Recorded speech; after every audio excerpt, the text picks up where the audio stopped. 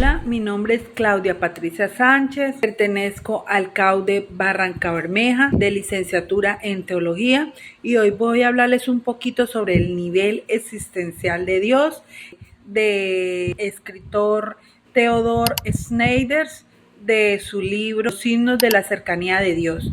Bueno, quiero comentarles sobre lo que leí en estas páginas. Dice que Jesús en sus actos más grandes como los milagros, como el perdón, como la Eucaristía y sobre todo su pasión, su muerte y su resurrección, Él nos muestra que Él está cerca y que su poder es el que nos salva, que cada gesto de Jesús es una señal viva de su amor y de su esperanza por la humanidad. También esa cercanía de Dios sigue hoy en la iglesia, que no es solo un edificio ni una institución, sino que es el signo de la unidad de todas las personas de todo el mundo en Cristo. Podemos ver cómo el apóstol San Pablo lo expresa con imágenes muy bellas, diciendo que la iglesia es el cuerpo de Cristo, que somos sus miembros vivos, viviendo en la plenitud de Cristo, porque en ella se desborda toda su gracia, porque la iglesia es la esposa de Cristo, a la que Él ama y por la que entregó su vida. Sneijder también nos recuerda que esta experiencia toca todas las dimensiones de la vida, lo humano en la búsqueda de sentido, lo cristológico centrado en Jesús, lo eclesial en la comunidad que anuncia la salvación y en lo cultural porque la fe transforma la sociedad, también en lo simbólico porque los signos de la fe nos hacen experimentar lo invisible de Dios. Buenas tardes, mi nombre es Ezequiel Delgado Vélez, del CAUDE Barranca Bermeja, licenciatura en Teología, 10º semestre. Voy a hablar de nivel ético. Es el encuentro personal con Dios. El núcleo vital de la religión no se encuentra únicamente sino una comunión personal entre Dios y el hombre. Vemos que con frecuencia esta dimensión íntima se ha descuidado, privilegiando una visión demasiado objetiva o institucional. Sin embargo, el centro de la fe es un encuentro vivo, real con Dios, que se da a sí mismo, donde hay una real relación con Él. La religión en su esencia más profunda es un diálogo salvífico, donde Dios llama al hombre y el hombre responde. Desde la creación, el ser humano, por su razón y apertura, vemos que esto se relaciona en la parte espiritual, donde se puede dirigir a Dios. Sin embargo, la comunión verdadera no se realiza solo desde el esfuerzo humano, no es desde la capacidad del hombre, sino por la gracia de Dios, que se acerca libremente a nosotros con benevolencia, con misericordia. Vemos que en este movimiento divino de gracia, donde se establece ese momento de comunión vital, Dios habita en el hombre y lo transforma. Vemos que es Dios el que realmente puede hacer un cambio en el hombre.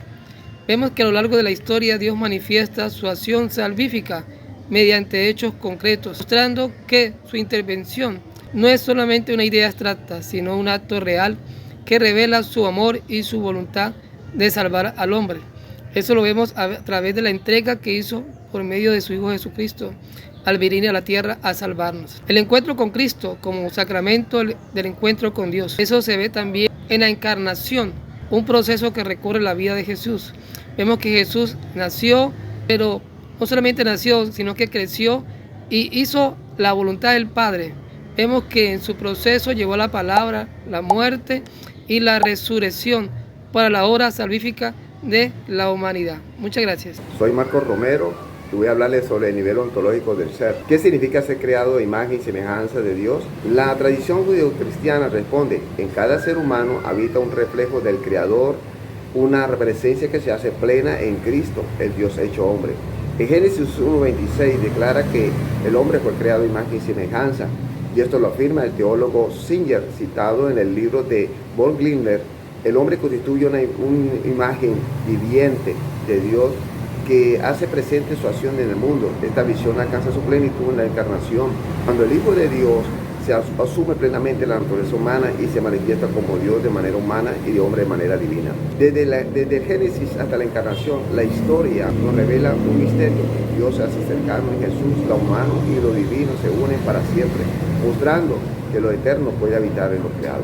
El Concilio de Calcedonia, después de Cristo, expresó esta verdad afirmando que en él la divinidad y la humanidad permanecen unidas sin mezcla ni división, recorriendo así desde toda su vida, desde su nacimiento, predicación, milagro, pasión y muerte y resurrección.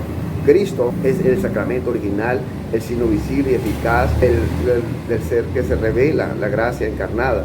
En él lo eterno se hace cercano para salvarla, transformar la vida del hombre.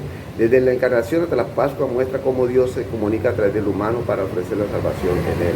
La fe no es solo un rito o norma, es un encuentro vivo que Dios llama, el hombre responde y su gracia transforma. En Cristo ese encuentro se vuelve visible, tangible y real. La fe cristiana revela que Cristo, lo divino y lo humano se unen, haciendo posible que Dios se manifieste en la historia. Así, la gracia no es una idea abstracta, sino una presencia que habita y salva y transforma la vida del creyente. De ahí surge una antropología del simbolismo de Cristo como sacramento primordial, fundamenta esta dinámica. En él, la cercanía de Dios se hace historia, se hace cuerpo y se hace iglesia. Muchas gracias, que Dios los bendiga. La iglesia como sacramento. La iglesia no está llamada a ser, o no se limita a ser esa institución humana, sino que se entiende como ese sacramento que permanece en la unidad de la historia. Eso significa que la acción de Cristo se va a convertir en ese signo visible de la gracia invisible de Dios. En el Nuevo Testamento se presentan algunas imágenes que son significativas, como lo es el cuerpo de Cristo, 1 Corintios 12:27, la esposa de Cristo, Efesios 5:22, del 25 al 27, la plenitud de la pleroma de Cristo, Efesios 1:27. Y antropológicamente responde a ese deseo profundo de esa comunión del ser humano. Cristológicamente tiene su origen y su centro ¿en quién? En Cristo Jesús, quien prolonga la historia. Y eclesiológicamente es esa mediadora, ese signo de comunión universal. Culturalmente se manifiesta en los sacramentos, especialmente en la Eucaristía, que va a fortalecer la unidad espiritual. Y también la Eucaristía es un lugar central de ese proceso, porque en ella se celebra la comunión entre los fieles de Dios y nutriendo no solo el cuerpo de Cristo, sino también el Espíritu de Cristo. Entonces la palabra sacramento significa visible, o sea que comunica una realidad invisible de Dios. Y esta dimensión especial de la iglesia como ese sacramento es sacramento cuando anuncia lo siguiente: anuncia la palabra de Dios, pero también celebra los sacramentos y vive la caridad, o sea, ese servicio a los pobres, esa unidad a los pueblos.